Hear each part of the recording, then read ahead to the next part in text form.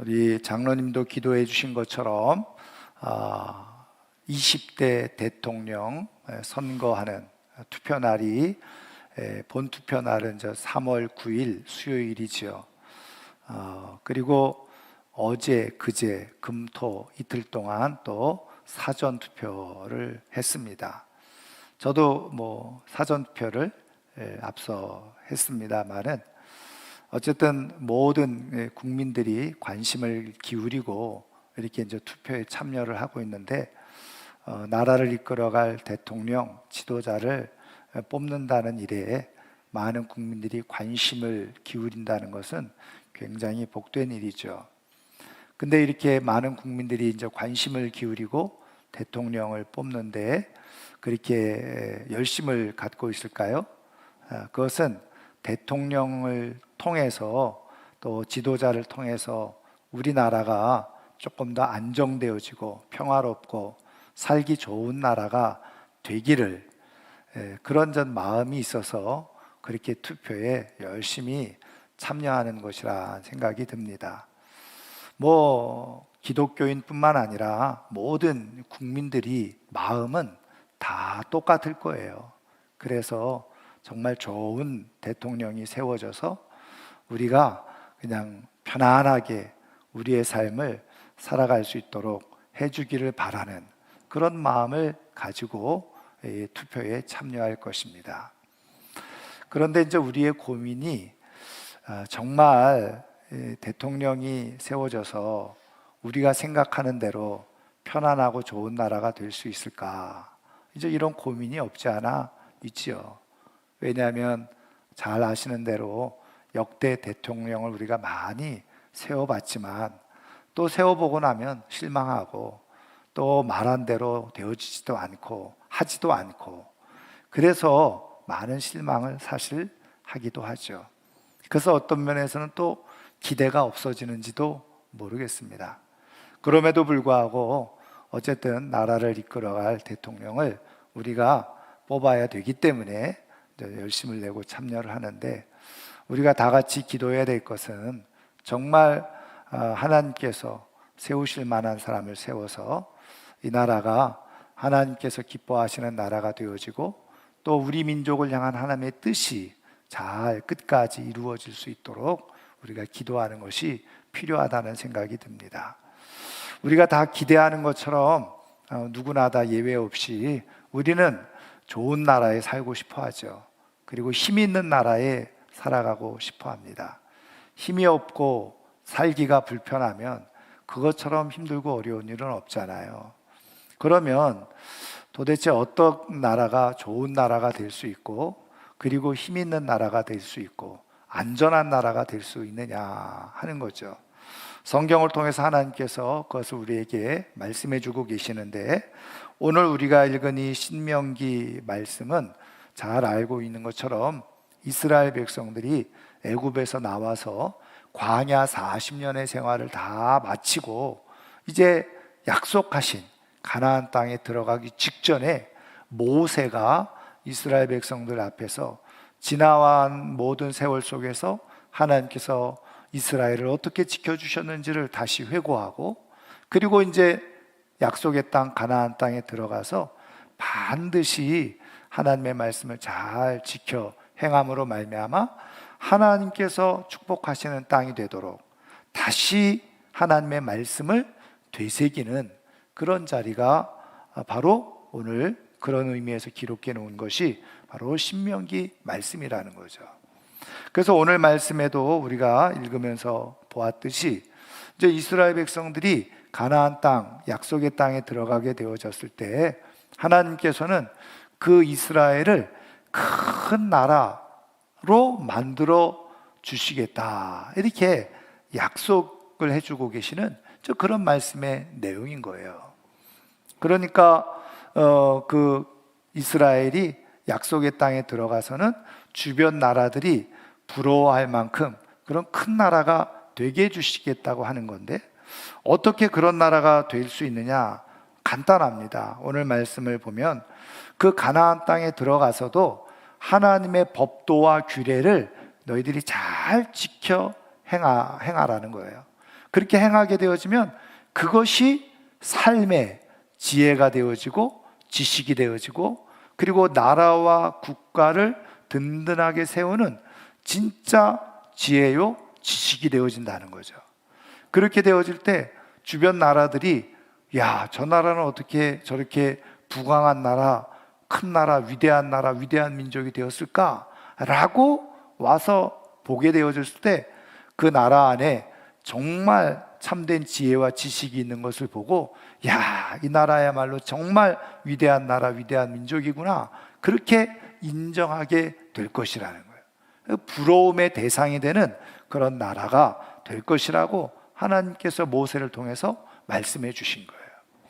여러분, 그렇다면 정말 하나님의 말씀을 가지고 살아가면 위대하고 그리고 부강한 나라, 많은 나라들이 부러워할 만한 그런 나라가 될까요?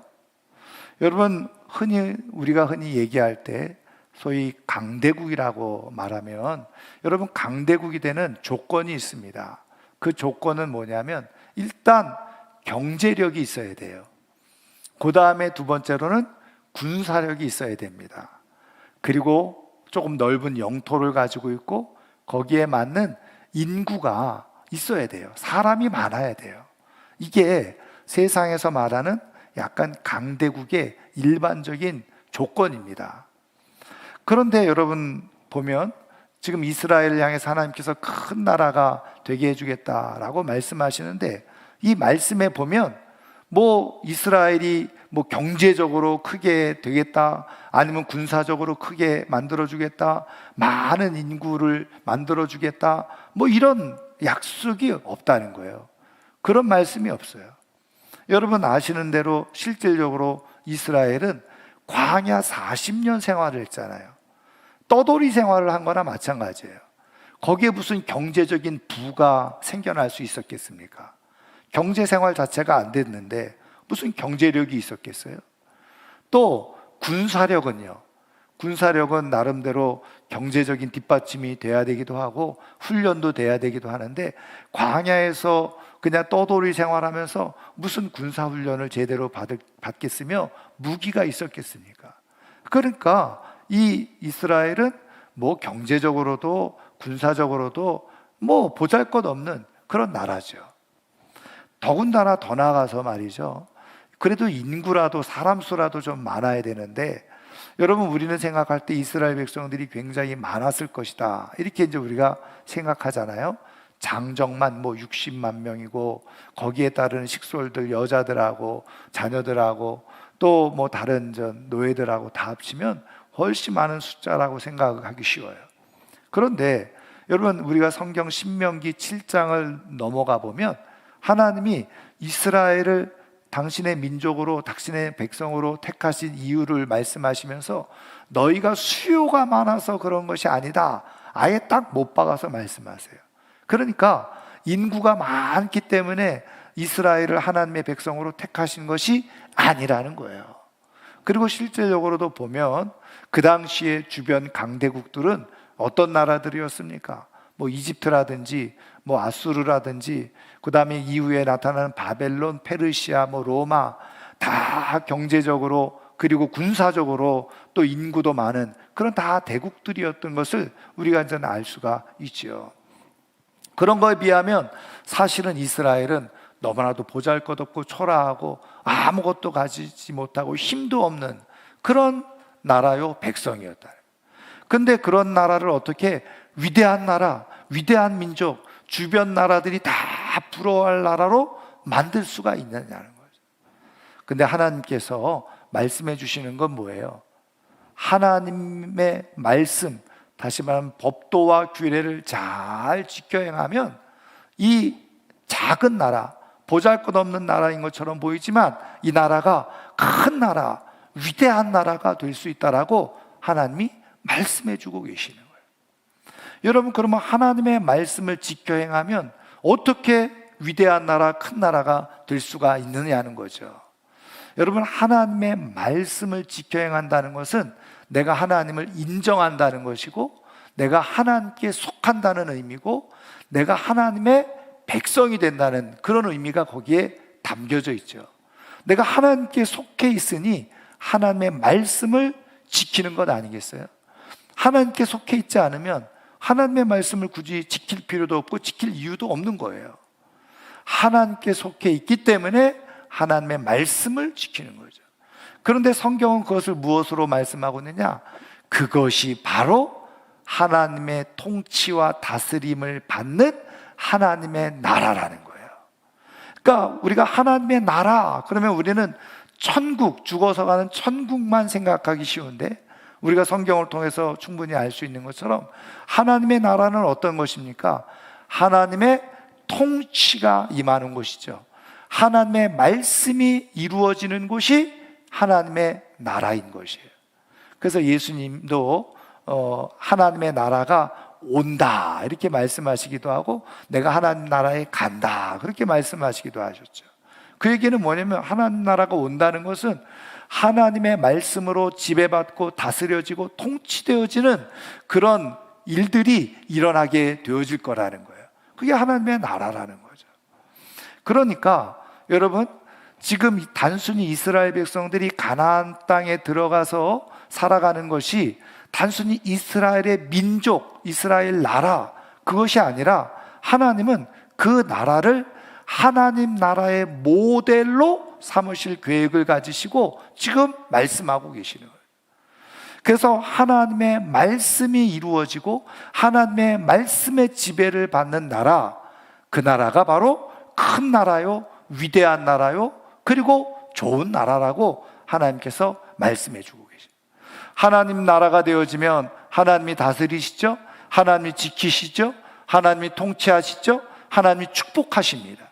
여러분, 하나님은 이 모든 것을 다 만드신 하나님이시고 역사를 주관하시고 섭리하신 하나님이시고 나라와 민족의 흥망성쇠를 주장하시는 분이 하나님이실진데, 하나님께서 친히 통치하시고 다스리시는 하나님 나라가 되어지면 그 나라가 영원한 나라요, 영광의 나라요, 그리고 가장 위대한 나라가 되어지는 역사가 일어나게 되어진다는 거예요. 그래서 하나님은 이스라엘 백성들을 향해서 모세를 통해서 너희들이 가나안 땅에 들어가서 하나님의 말씀, 내 규례와 법도를 잘 지켜서 행하라. 그렇게 되어지면 그게 뭐예요? 그 나라와 국가의 지혜가 되어지고 그 나라의 지식이 되어진다는 거예요. 한마디로 말하면 통치 스타일이 되어지고 정치 제도가 되어질 수가 있다는 거예요. 그렇게 되어질 때 그 나라는 하나님에 의해서 다스려지고 하나님에 의해서 통치되어지는 나라, 하나님 나라가 되어지니, 하나님이 통치하시면 그 나라가 완전한 나라요, 모든 백성들이 복되고 행복한 나라가 되어진다는 것을 말씀해 주고 있는 거예요. 그런데 여러분, 우리의 고민이 있어요. 어떤 고민이 있습니까? 진짜 하나님의 말씀을 가지고 살아가면 그 나라가 부강한 나라가 되고 위대한 나라, 위대한 민족이 되느냐는 거죠. 그래서 우리 생각에는 그게 꼭 그렇지 않을 것 같은 생각이 드는 거예요. 그런데 여러분, 역사적으로 가만히 일단 살펴보면, 성경을 통해서 살펴보면요, 그것을 우리는 아주 분명하고 정확하게 알 수 있죠. 여러분, 이스라엘 백성들이 가나안 땅을 정복하고 어쨌든 그 땅을 지배하고 살아가기 시작하는데, 여러분, 사사시대 이야기를 너무나도 잘 알고 있잖아요. 그런데 이 사사시대가 전통적으로는 한 400년이라고 얘기도 하고, 최근에 이제 역사적인 발굴에 의해서 약 250년이라고 얘기도 하는데, 250년이든 400년이든 중요한 건 이 사사시대라는 것이 있었다는 거죠, 역사적으로. 근데 그 사사시대에 중요한 흐름이 있었어요.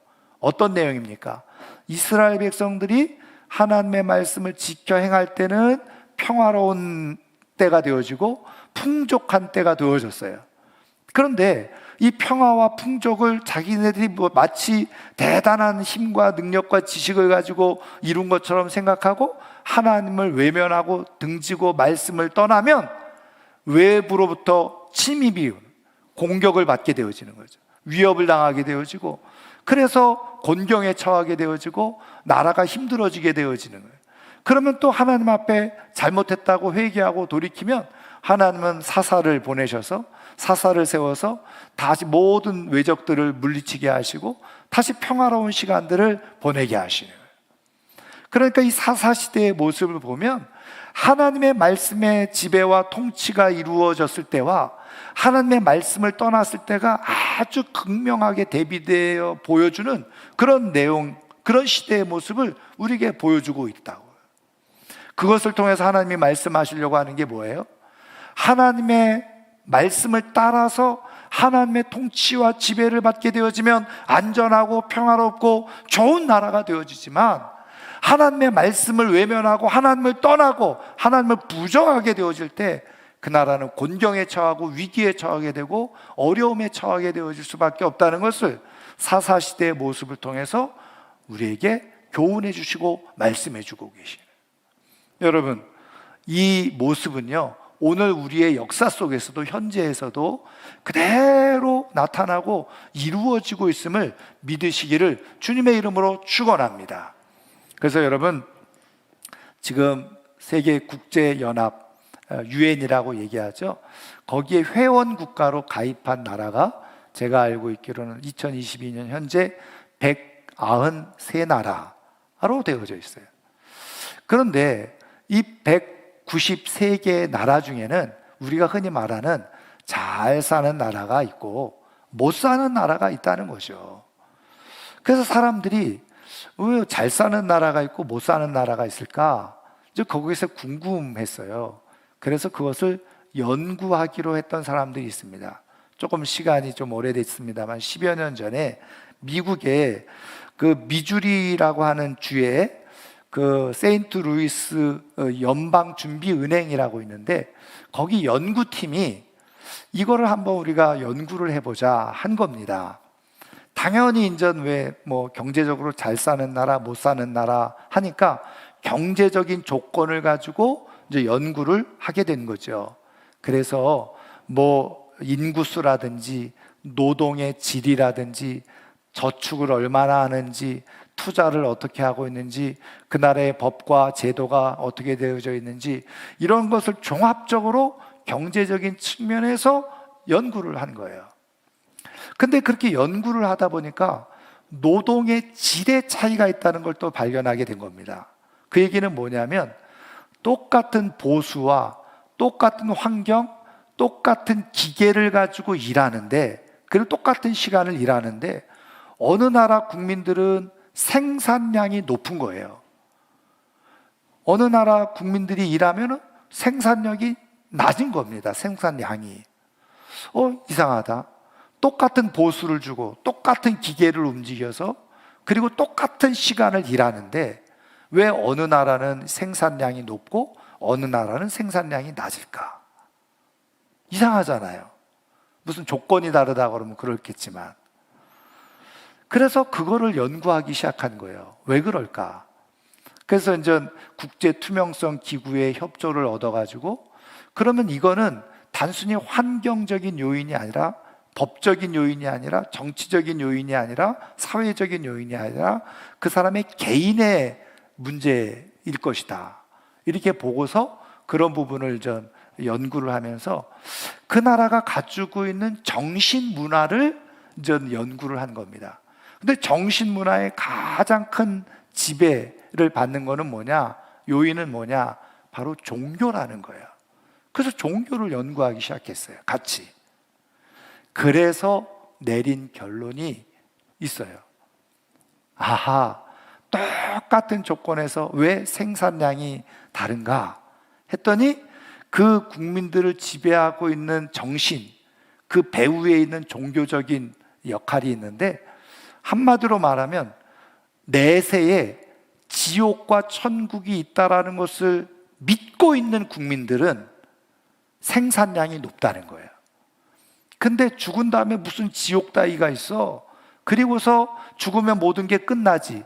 쉽게 얘기하면 무신론적 사고를 가지고 있는 사람들은 생산량이 상대적으로 낮다는 거예요. 왜 그럴까? 이유는 간단한 거죠. 죽은 다음에 천국과 지옥, 그리고 지옥이 있다는 건 뭐예요?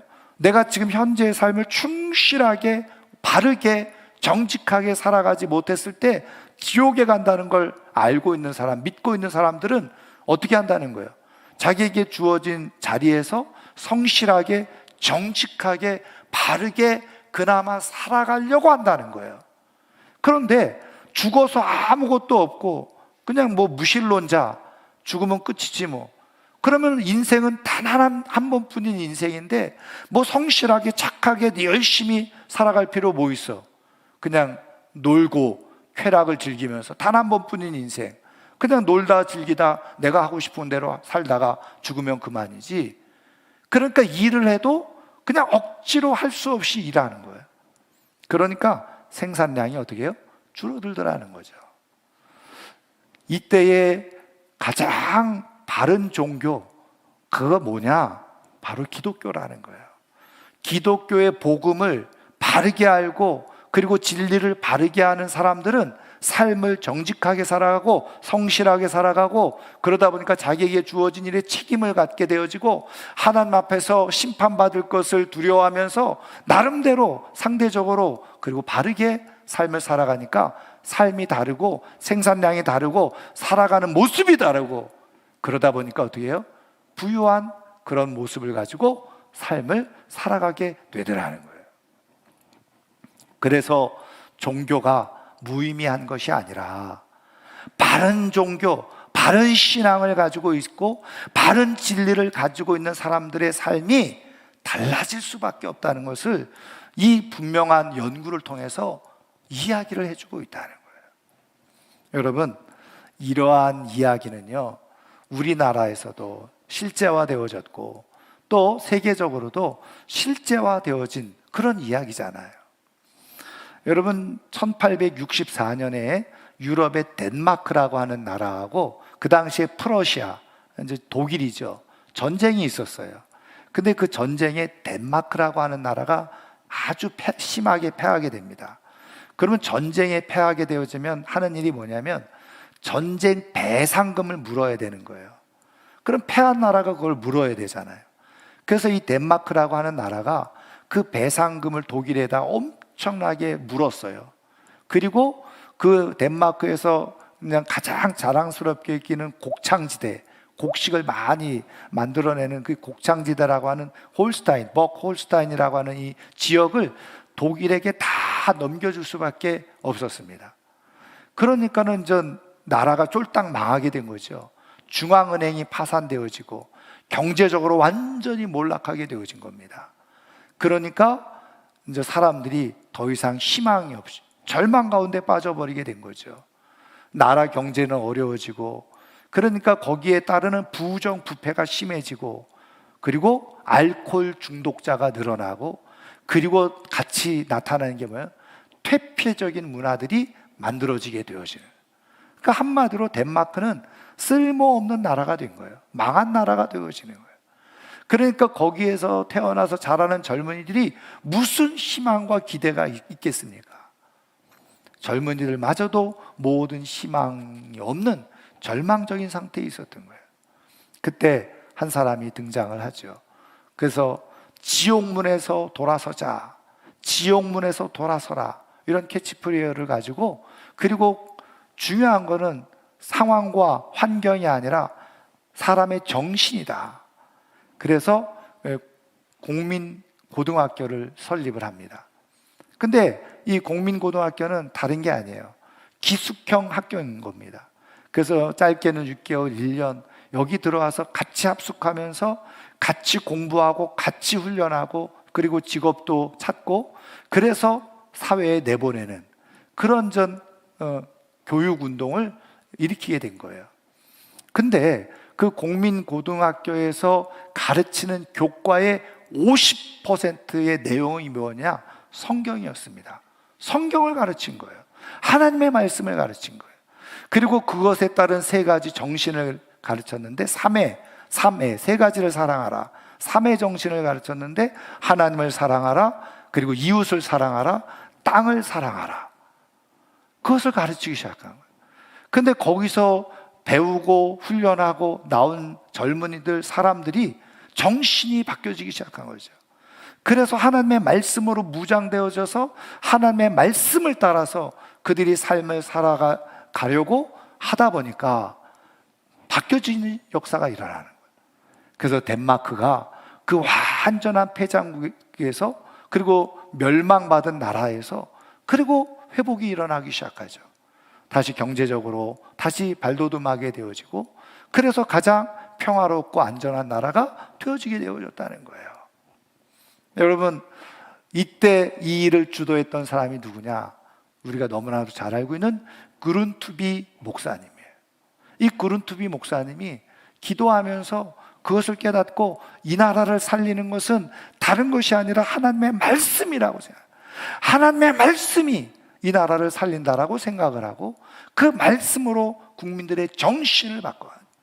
부정부패가 사라지고 퇴폐 문화가 사라지는 그런 일들이 일어나게 되어졌던 거죠. 류태영 박사라는 분이 그 그룬투비 목사님에 대한 내용을 알고 덴마크에 유학을 가죠. 그래서 6개월 동안 그 덴마크에서 장학금 받고 공부를 해요.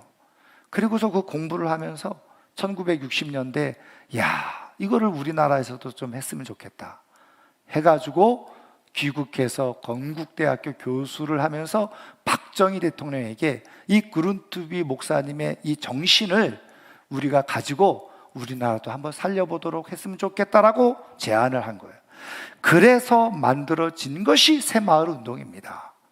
그런데 박정희 대통령이 잘한 게 있고 잘못한 게 있는데, 잘한 거는 뭐냐? 잘 살아보자 정신을, 그런 동기부여를 해준 거는 좋아요.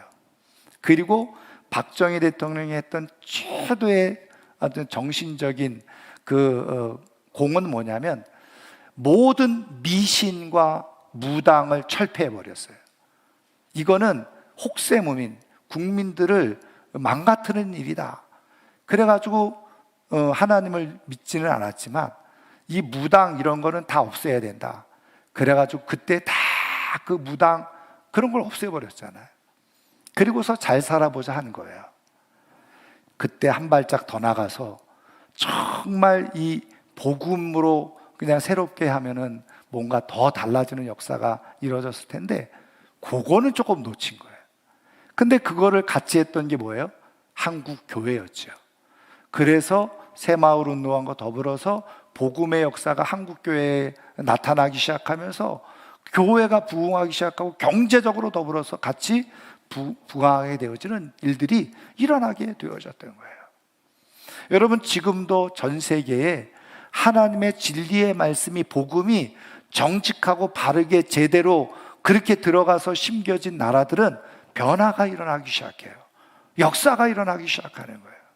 그런데 하나님의 말씀을 떠나서 하나님을 외면하는 그런 나라들은 경제적으로는 화려해 보이지만, 대단해 보이지만 쓸모없는 나라가 되어지고 존중받지 못하는 나라가 되어지더라는 거예요. 여러분, 대표적으로 우리 가까이 있는 중국이나 일본 어떻습니까? 중국은요, 경제적으로 굉장히 지금 G2 초강대국 미국과 견주어서 두 번째 나라라고 그렇게 이야기를 하잖아요.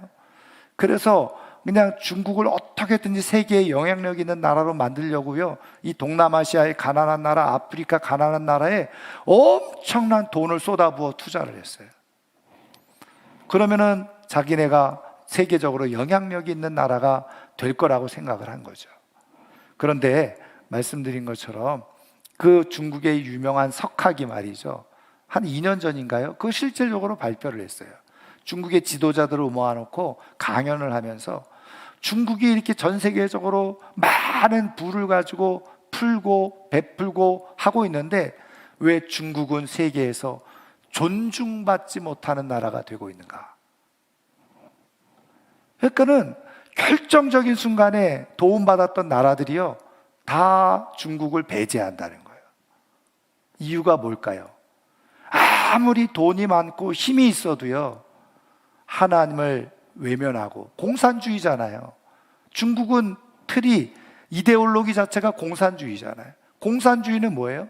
하나님을 인정하지 않는 거예요. 무신론이에요.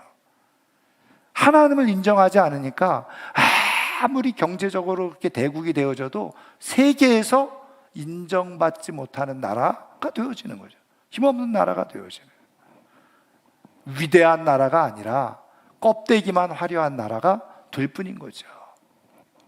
여러분, 하나님을 인정하고 하나님의 통치를 받고 하나님의 말씀으로 지배받는 나라가 작지만 힘 있는 나라요, 영광스러운 나라요, 영광의 나라요, 하나님께서 인정하시는 큰 나라가 되는 줄 믿으시기를 주님의 이름으로 축원합니다. 그래서 저는 우리나라가 이런 비전을 가지고 세워져 갈 수가 있다고 한다면 우리나라가 가장 복받은 나라가 되어지는 거예요. 저는 늘 기도하는 것 중에 하나님의 말씀이 이 나라에 충만하고, 그리고 이 나라가 하나님의 말씀으로 온전히 지배를 받아서 정말 이 나라가 하나님께서 인정하시는 큰 나라, 위대한 나라가 되어지기를 기도하고 있습니다. 여러분, 하나님의 말씀으로 지배를 받아서 우리나라가 정말 하나님이 통치하시는 하나님 나라가 되어짐으로 말미암아 위대한 나라, 모든 주변의 나라들이 부러워할 만한 그런 나라가 될 수 있기를 주님의 이름으로 축원합니다. 이때 이제 중요한 것이 바로 지도자잖아요. 그런데 여러분, 1차적으로는요, 우리 스스로가 정말 하나님의 말씀을 따라 살아가는 하나님의 사람이 되어야 되는 게 필요하고, 그 다음에 이 나라의 지도자도 마찬가지예요. 그래서 우리가 선거하고 투표할 때 중요한 건 뭐냐? 하나님을 이 사람이 믿느냐 안 믿느냐 그것도 중요하겠지만 더 중요한 건 뭐냐? 하나님이 보실 때 이 사람이 하나님이 쓰실 만한 사람인지 하나님이 쓰시지 못할 사람인지 그걸 우리가 분별할 수 있어야 되는.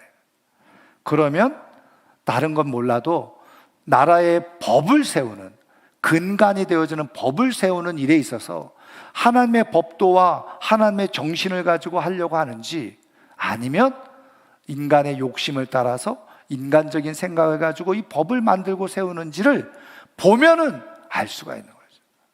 앞서 말씀드린 것처럼 이 사학법도 마찬가지잖아요.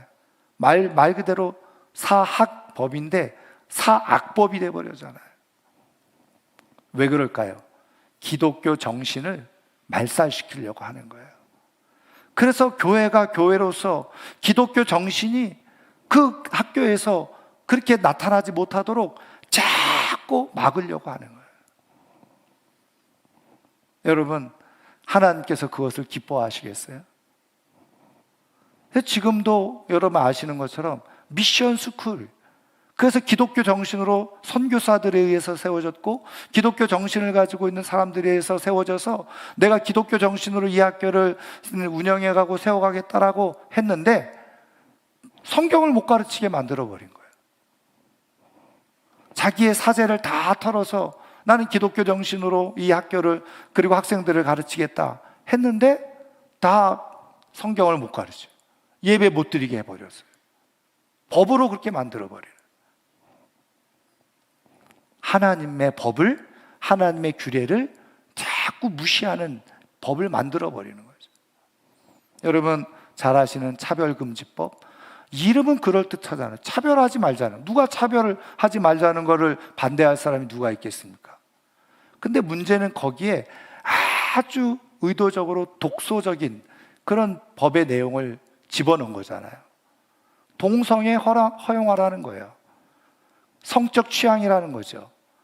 그리고 동성애 결혼도 허락하라는 거예요. 근데 문제는 뭐냐면 뭐 그렇게 해서 그렇게 법 만드는 거야 뭐 그렇다 치더라도 그것이 잘못됐다라고 말하거나 동성애가 잘못됐다, 동성결혼 그 인정하지 않는다라고 말하면 거꾸로 법에 걸리는 거예요.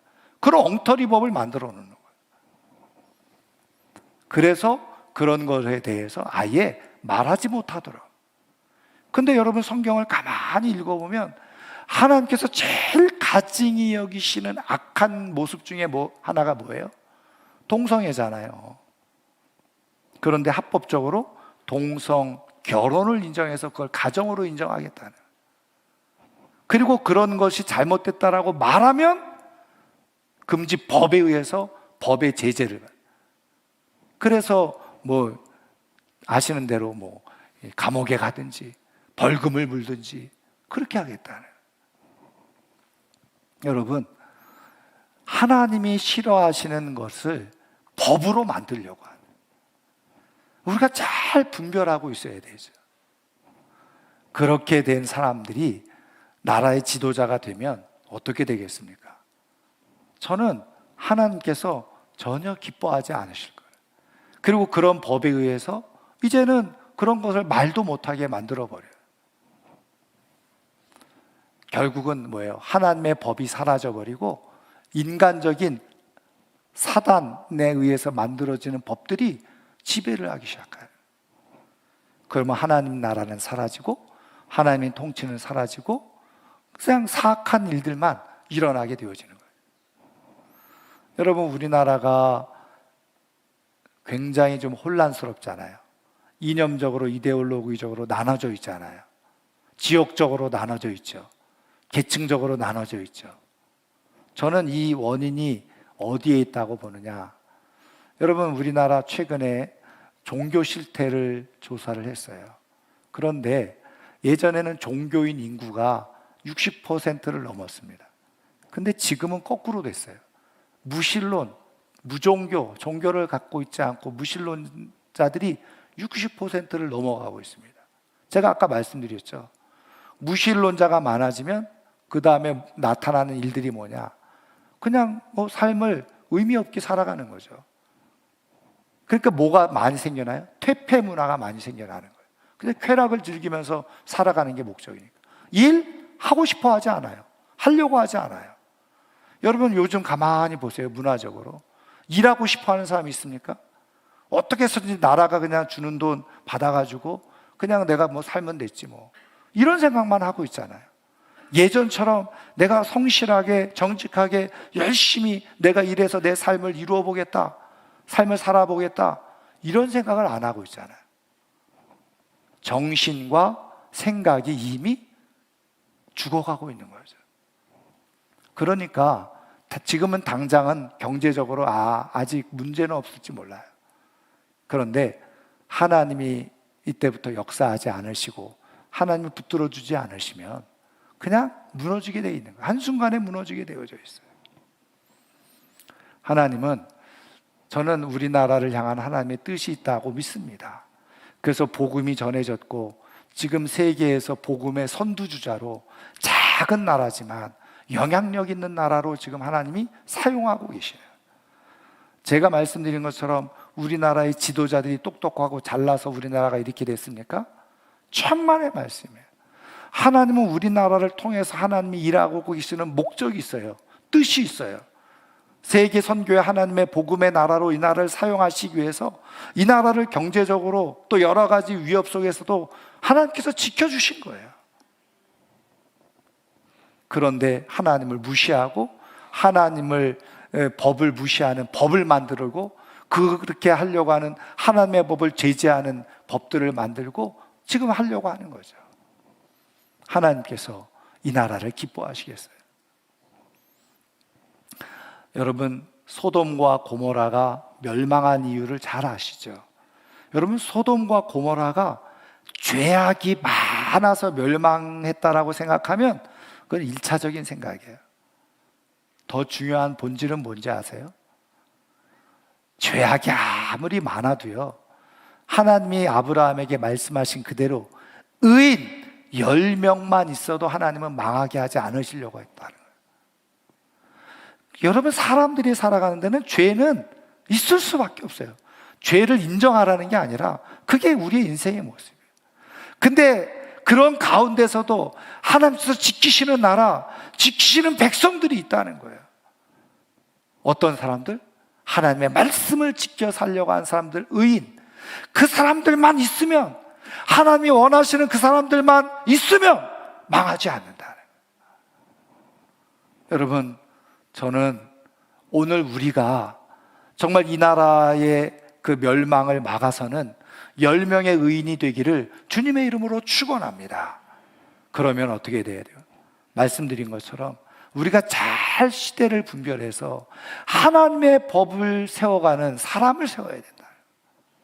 하나님의 법이 방해되어지고 회방되어지는 사람을 세울 것이 아니라 하나님의 법을 존중하고 인정하는 사람, 그 사람들이 세워져서 고레스 왕은 하나님을 믿지 않았지만 하나님의 통치 아래서 하나님의 그런 손이 되어져서 그런 하나님의 도구로 쓰임받은 것처럼 이 땅의 대통령으로 세워지는 사람이 최소한 하나님의 법은 무시하지 않는 사람이 세워져서 하나님의 도구로 쓰임받고 이 나라가 마지막 복음의 주자로 하나님 앞에 영광스럽게 서는 아름답고 위대한 나라가 될 수 있기를 기도하는 우리 모두가 될 수 있기를 주님의 이름으로 축원합니다.